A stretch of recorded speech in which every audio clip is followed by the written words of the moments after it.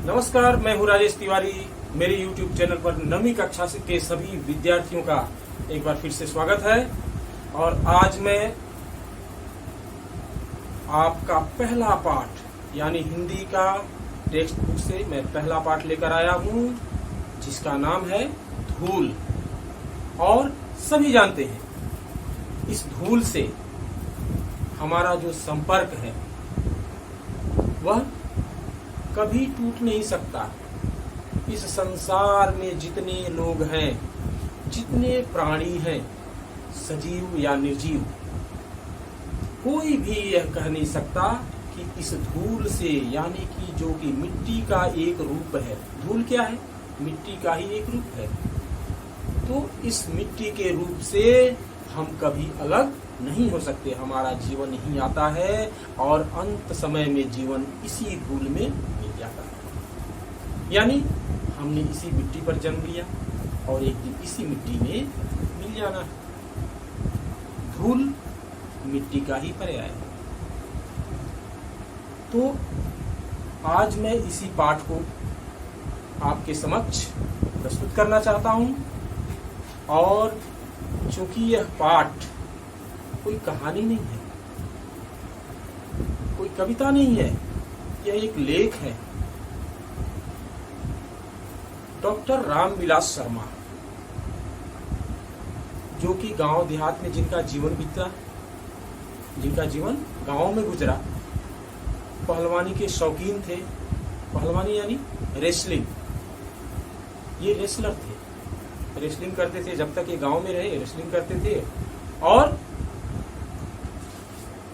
उसी चूंकि गांव की ही धूल मिट्टी में बड़े हुए, पले बढ़े, इसलिए आज हम सब के बीच उनका ही लिखा हुआ जो धूल चैप्टर है, जो धूल पाठ है, वह उन्होंने प्रस्तुत किया है, यह दिखाने के लिए कि धूल का हमारे जीवन में कितना बड़ा महत्व है, धूल हमारे जीवन में कितना उपयोगी है, यह कितना सार्थक है हमारे जीवन में, और इसके बिना हमारा जीवन निरर्थक है।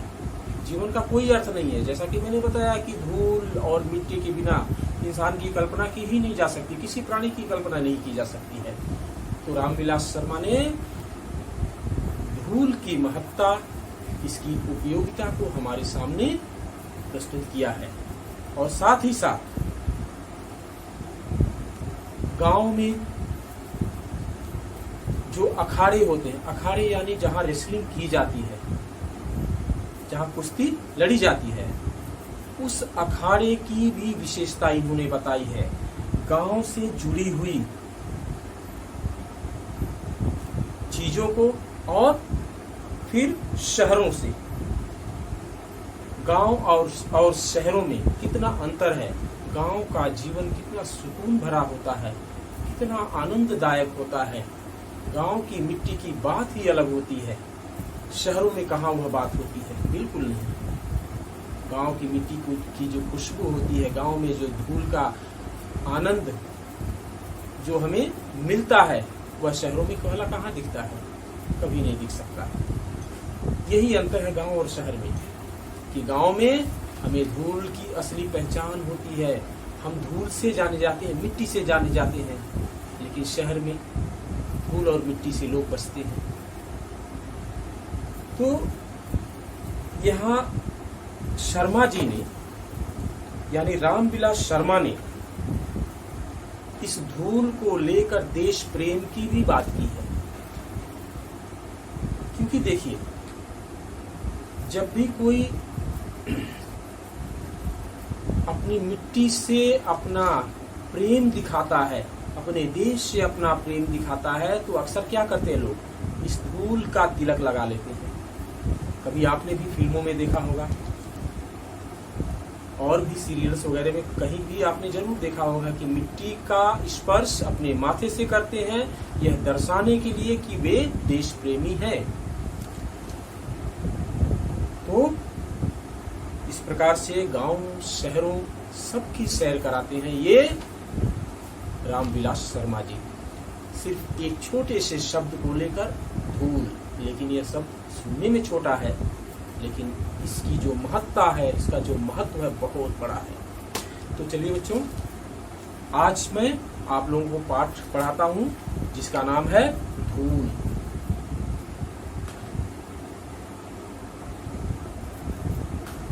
तो देखो बच्चों, आज मैं आपको कहानी नहीं बता रहा हूं, धूल की कहानी बताने नहीं जा रहा हूं, क्योंकि धूल मैंने पहले ही बताया कोई कहानी नहीं है ये। इसलिए मैंने किताब उठा ली है, आप भी अपने सामने किताब रख लीजिए और मैं line by line, word to word chapter को समझाऊंगा शब्दों के साथ। हम समझते चलेंगे तभी यह समझ में आएगा। ऐसे समझ में आपको बहुत सारी चीजें छूट जाएंगी, इसलिए हम लोग जाएंगे पंक्ति दर पंक्ति, ठीक है, एक एक वाक्य को समझेंगे। ठीक, तो चलिए किताब उठाइए और देखिए। हिंदी कविता की सबसे सुंदर पंक्तियों में से एक यह है, जिसके कारण धूल भरे हीरे कहलाए। लेखक रामविलास शर्मा जी ने किसी कविता की एक पंक्ति, एक लाइन उठाई है। कविता की लाइन है, जिसके कारण धूल भरे हीरे कहलाए।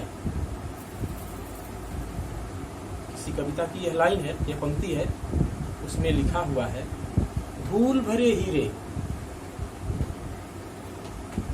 मतलब हीरा की कीमत आप समझते ही हैं।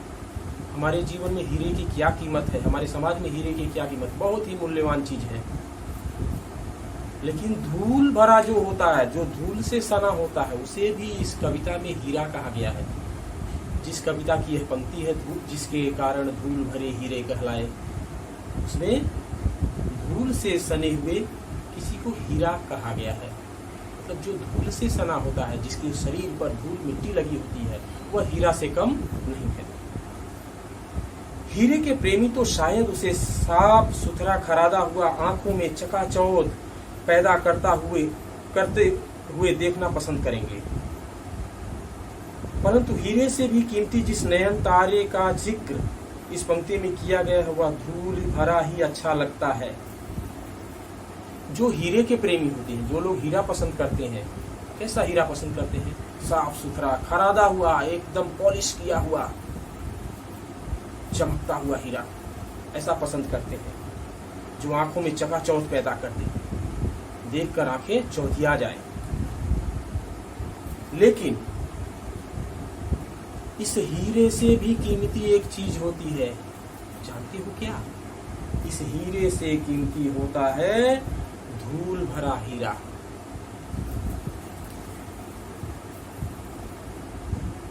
जिसका बचपन गांव के गलियारों की धूल में बीता हो, वह इस धूल के बिना किसी शिशु की कल्पना कर ही नहीं सकता। जिस व्यक्ति का जीवन गांव के गलियारों में बीता है, गांव की गलियों में जो व्यक्ति अपना जीवन बिता दिया, वह धूल के बिना भला किसी चीज की कल्पना कर सकता है? एक बच्चे की कल्पना तो बिल्कुल भी, शिशु मतलब बच्चा, एक शिशु की कल्पना, एक बच्चे की कल्पना बिना धूल के गांव में जीवन बिताया हुआ इंसान कभी नहीं कर सकता। उसे वही बच्चा अच्छा लगता है जो धूल मिट्टी से सना हुआ खेलता कूदता दिखाई देता है। फूल के ऊपर जो रेणु उसका श्रृंगार बनती है, वही धूल शिशु के मुंह पर उसकी सहज पार्थिवता को निखार देती है।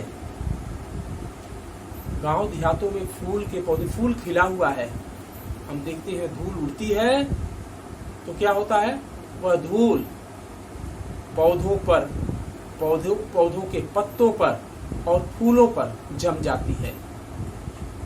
वह फूल जो धूल से भर जाते हैं, धूल में सन जाते हैं, वो भी बड़े सुंदर लगते हैं। और वही धूल एक छोटे बच्चे के चेहरे पर जब लग जाती है, तो पृथ्वी से, धरती से, मिट्टी से उसका जो संबंध है वह निखर कर आ जाता है। ठीक है, एक बच्चे का संबंध मिट्टी से है। बच्चा इसी मिट्टी, इसी धरती पर जन्म लेता है, इसी धरती की मिट्टी पर वह खेलता कूदता और बढ़ता है, फलता फूलता है, तो भला धूल से क्या नफरत, कैसी घृणा। इसलिए जिसने गांव के गलियारों में अपना जीवन व्यतीत किया वह बच्चों को धूल दूसरी तो देखना ही पसंद करता है। बिना धूल के उसे बच्चे अच्छे नहीं लगेंगे। अभिजात वर्ग ने प्रसाधन सामग्री में बड़े बड़े आविष्कार किए, लेकिन बाल कृष्ण के मुंह पर छाई हुई वास्तविक गोधूली की तुलना में वह सभी सामग्री धूल नहीं हो गई। अभिजात वर्ग ने, जो खानदानी बड़े लोग होते हैं, बड़े बड़े लोग, उन्होंने प्रसाधन सामग्री में बड़े बड़े आविष्कार किए। न जाने प्रसाधन सामग्री मतलब क्या? प्रसाधन सामग्री का मतलब श्रृंगार की सामग्री, यानी मेकअप का सामान। जो औरतें क्रीम, पाउडर, वो मस्करा टस्करा क्या क्या लगाती है ना, ये सारे सामान, इनको प्रसाधन सामग्री कहा गया है। तो प्रसाधन सामग्री में बड़े बड़े आविष्कार हुए, एक से एक चीजें आ गई जो चेहरे को खूबसूरत बना देती हैं। लेकिन ये क्या है? ये चीजें हैं क्या? ये तो आर्टिफिशियल चीजें हैं ना, बनावटी चीजें हैं। आविष्कार तो बहुत बड़े बड़े हुए। जो अभिजात वर्ग है, बड़े बड़े लोग, पैसे धनवान लोग, अंबानी, अदानी, इन लोगों जैसे ही ने ये प्रसाधन सामग्रियों का नया नया आविष्कार किया। और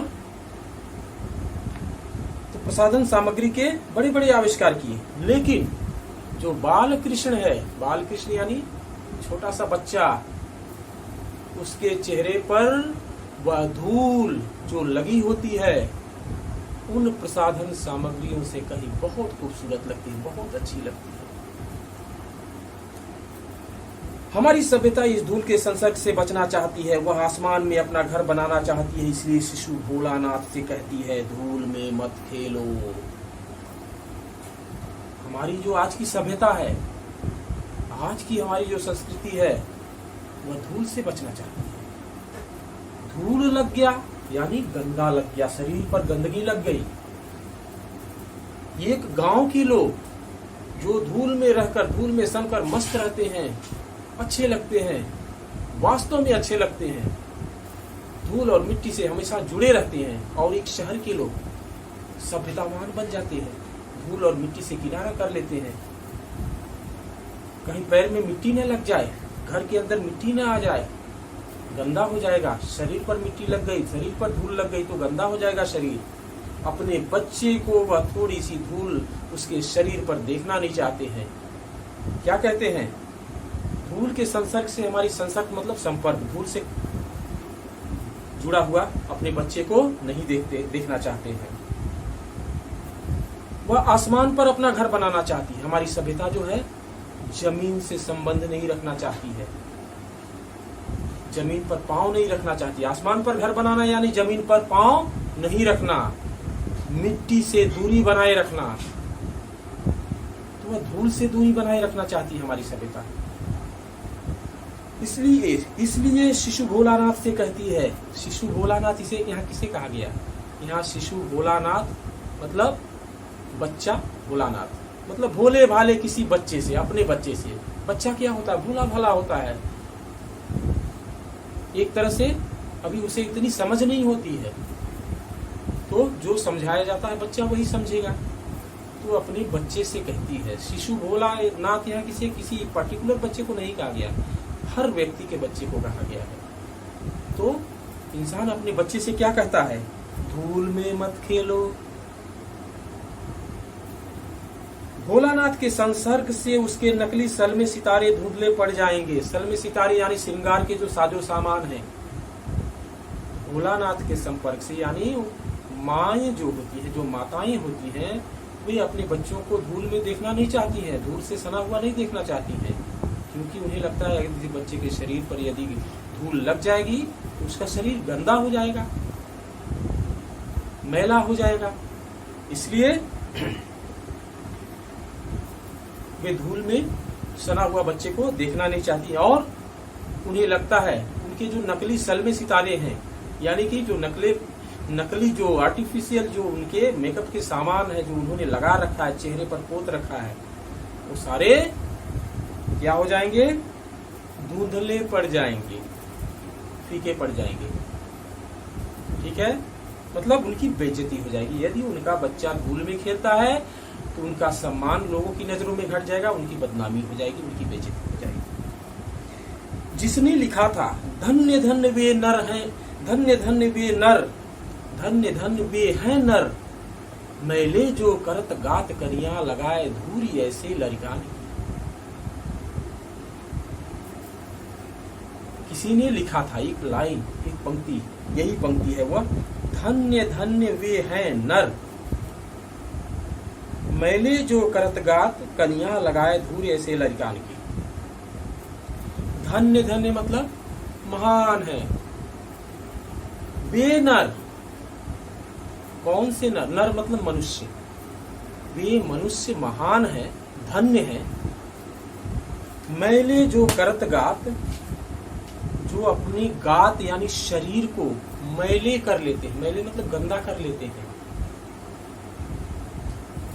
कनिया लगाए, कनिया मतलब गोद, गोद में उठाकर, कनिया लगाए मतलब गोद में उठाकर, धूरी ऐसे लड़कान की, ऐसे लड़कों, जो लड़के धूल से गंदे रहते हैं, ऐसे लड़कों को कन्या लगाकर यानी गोद में उठाकर जो लोग अपना शरीर मैला कर लेते हैं, अपना गात यानी शरीर मैला कर लेते हैं, वे लोग धन्य हैं, महान हैं। अब देखो, उसने भी मानो धूल भरे हीरों का महत्व कम करने में कुछ उठा नहीं रखा था। यह पंक्ति जिसने कही, धूल भरे हीरो का अपमान उसने भी किया। कैसे किया? देखो, धन्य धन्य में ही उसने बड़प्पन को विज्ञापित किया। पहले धन्य धन्य करके, धन्य धन्य कहकर उसने बड़ा बता दिया। उन लोगों, किन लोगों को बड़ा बता दिया? जो लोग बच्चों को गोद में उठाते हैं, धूल भरे बच्चों को गोद में उठाते हैं। उन्होंने कहा धन्य हैं ऐसे लोग जो धूल भरे बच्चों को गोद में उठाते हैं। अच्छा, उसके बाद तो विज्ञापित किया, धन्य धन्य में ही उसने बड़प्पन को विज्ञापित किया। मतलब पहले बड़ा बना दिया, बड़प्पन को सूचित किया। फिर मैले शब्द से अपनी हीन भावना भी व्यंजित कर दी। और दूसरी तरफ मैले शब्द से, मैले किसे कहा गया है? बच्चों को कहा गया। किन बच्चों को? जो बच्चे धूल से सने हुए हैं, उन बच्चों को मैला यानी गंदा कहा गया। तो इस पंक्ति में ये लेखक महोदय ने एक तरफ तो बच्चों को गोद में लेने वाले को धन्य महान बता दिया, और दूसरी तरफ जो बच्चे धूल से बड़े सने हुए हैं उन्हें गंदा भी कह दिया। मैले शब्द से अपनी हीन भावना भी व्यंजित कर दी। उनके अंदर जो हीन भावना, बच्चों को लेकर, धूल से सने हुए बच्चों को लेकर उनके अंदर जो हीन भावना थी, घृणा वाली भावना थी, वह सामने अपने आप ही आ गई। अंत में ऐसे लड़कान कहकर उसने भेद बुद्धि का परिचय भी दे दिया। ऐसे लड़कान, लड़कान मतलब लड़के, बच्चे, ऐसे लड़कान कहकर उन्होंने अपनी भेद बुद्धि का परिचय भी दे दिया। मतलब ऐसे लड़के यानी धूल से सने हुए गंदे लड़के, वो लड़के जो शहर में रहते हैं, साफ सुथरे रहते हैं, भेद बुद्धि का परिचय। देखो, मतलब शहर के लड़के बड़े अच्छे क्योंकि वे गंदे नहीं रहते, गांव के बच्चे बड़े गंदे क्योंकि वे धूल में, मिट्टी में अपना शरीर गंदा करके रखते हैं। तो ऐसे लड़का, ऐसे बच्चे, गंदे बच्चे। तो यहाँ इस लेखक महोदय ने जिन्होंने यह पंक्ति लिखी है कि धन्य धन्य वे हैं नर मैले जो करत गात कन्या लगाए धूरी ऐसे लड़कान की, इन महोदय ने भी अपनी हीन भावना उन बच्चों के प्रति प्रकट कर दी है। पहले तो इन्होंने दर्शाने का प्रयास किया, ये इन बच्चों के बारे में बहुत अच्छा सोचते हैं, लेकिन बाद में इनकी ही लिखी हुई पंक्ति यह बताती है कि इन्होंने भी इन बच्चों में भेद किया है।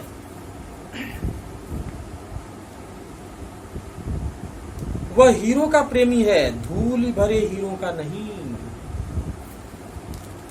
वह हीरो का प्रेमी है, धूल भरे हीरो, यह भी महाशय है, हीरो के ही प्रेमी है, धूल भरे हीरो के नहीं, धूल से सने हुए बच्चों के प्रेमी नहीं है। शिशु भोलानाथ के संसर्ग में तो मैले जो करत गात की नौबत आई, अखाड़े की मिट्टी में सनी हुई देह से तो कहीं उबकाई ही आने लगी। तो शिशु भोलानाथ यानी किसी बच्चे को देखकर जब ये दिमाग में यह बात, जहन में यह बात बैठ गई कि मैले करते हैं शरीर को, ये बच्चे शरीर को गंदा कर देते हैं, धूल से भरे हुए बच्चे, ऐसी नौबत, ऐसी हालत आ गई तो अखाड़े में से सने हुए अखाड़े की मिट्टी में जो देह सन जाती, जो शरीर अखाड़े की मिट्टी में सना हुआ होता है, पूरा शरीर पर जो अखाड़े में जाते हैं उनके शरीर पर पूरी मिट्टी लग जाती है। ऐसे बच्चों को देखकर तो इन महाशय को उबकाई ही आ जाएगी, वॉमिटिंग। उबकाई मतलब क्या? उल्टी हो जाएगी, वॉमिटिंग आ जाएगी। ठीक है ना? जो बचपन में धूल से खेला है वह जवानी में अखाड़े की मिट्टी में सनने से कैसे वंचित रह सकता है? बचपन में जो व्यक्ति धूल से खेला हुआ है, हमेशा धूल में सना हुआ है, वह जवान होकर अखाड़े में जाने से अपने आप को नहीं रोक सकता। रहता है तो उसका दुर्भाग्य है और क्या। लेखक कहते हैं यदि ऐसा रहता है आदमी कि बचपन उसका गांव के गलियारों में बीता, धूल मिट्टी में सनकर बीता, और जवान होने पर वह अखाड़े में नहीं जाना चाहता, कुश्ती लड़ना नहीं चाहता है, तो उसका दुर्भाग्य है।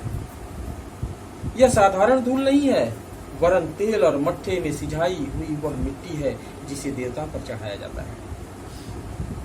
यह जो धूल है, अखाड़े की धूल जो है, अखाड़े की मिट्टी की जो धूल है, साधारण धूल नहीं मानी जाती है। यह तो इस तेल, इसमें अखाड़े में क्या होता है जानते हो?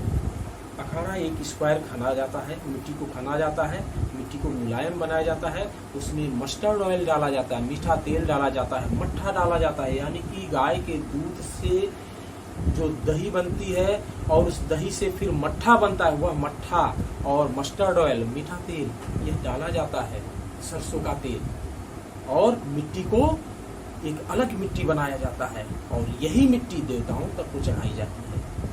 ठीक है?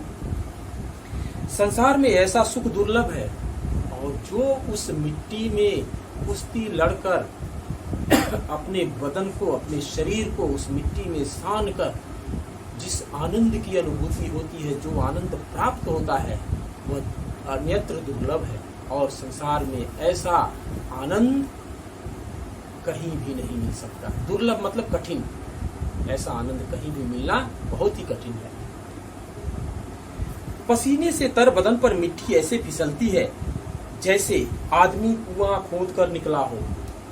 एक तरफ से कुश्ती लड़कर पसीना होता है, बॉडी जब वार्म अप होता है, बॉडी का एक्सरसाइज करने से या किसी भी चीज से, तो पसीना तो निकलता है, तो पसीने से एक तरफ तर बदन, ऊपर से यह तेल और मट्ठे से सिंचाई हुई मिट्टी में पूरा पसीना, तेल, मट्ठा, मिट्टी साफ सन कर पूरा बदन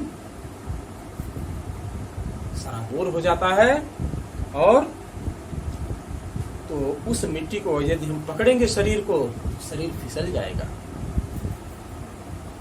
ऐसा फिसलता है जैसे आदमी कुआं खोद कर निकला है, कुआं खोदने से शरीर में पूरा मिट्टी बैठ जाता है।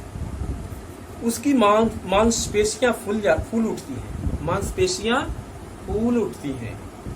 मांसपेशियां यानी मसल्स जो होते हैं वो पंप हो जाते हैं, फूल जाते हैं, क्योंकि वो तो कुश्ती लड़ रहा है, एक्सरसाइज कर रहा है, पूरा मेहनत कर रहा है, कड़ा परिश्रम कर रहा है। कुश्ती लड़ना, रेसलिंग करना सबसे टफ काम होता है।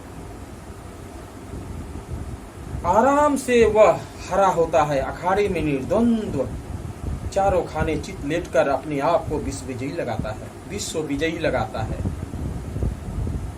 तो आराम से एकदम कुश्ती लड़ने के बाद अखाड़े की मिट्टी में सन कर वह हरा भरा हो जाता है, मतलब मस्त हो जाता है। और चारों ओर अखाड़े में चित लेटकर निर्द्वंद्व, एकदम निर्द्वंद्व मतलब क्या,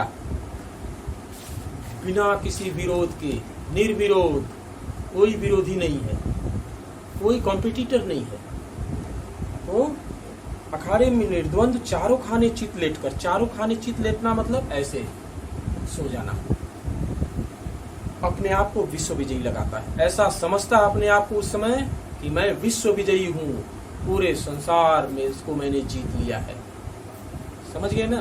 कुश्ती लड़ने के बाद वह जो थोड़ी देर अखाड़े में चित होकर लेटता है, उसे लगता है कि मेरा कोई कॉम्पिटिटर नहीं है, मैं सबसे ताकतवर हूँ और मैंने पूरा विश्व जीत लिया है, पूरा संसार जीत लिया है।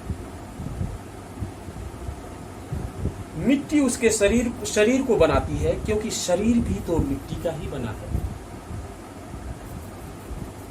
यह मिट्टी, अखाड़े की मिट्टी उसके शरीर को बनाती है। उसी अखाड़े में कुश्ती लड़कर वह एक दिन बहुत बड़ा पहलवान बनता है, बहुत बड़ा रेसलर बनता है। और वह कहाँ से बनता है? उस मिट्टी से ही बनता है। तो मनुष्य मिट्टी से ही बनता है और मिट्टी ही उसके शरीर को बनाती है। ठीक है, मिट्टी उसके शरीर को बनाती है, क्योंकि शरीर भी तो भाई मिट्टी का ही बना हुआ है। यह शरीर क्या है? मिट्टी का बना हुआ है। एक दिन इसी मिट्टी में जाकर फिर मिल जाएगी यह शरीर। तो हम मिट्टी से इस मिट्टी पर ही आए, जीवन हमने इस मिट्टी पर ही लिया और एक दिन इसी मिट्टी में हमको मिल जाना है।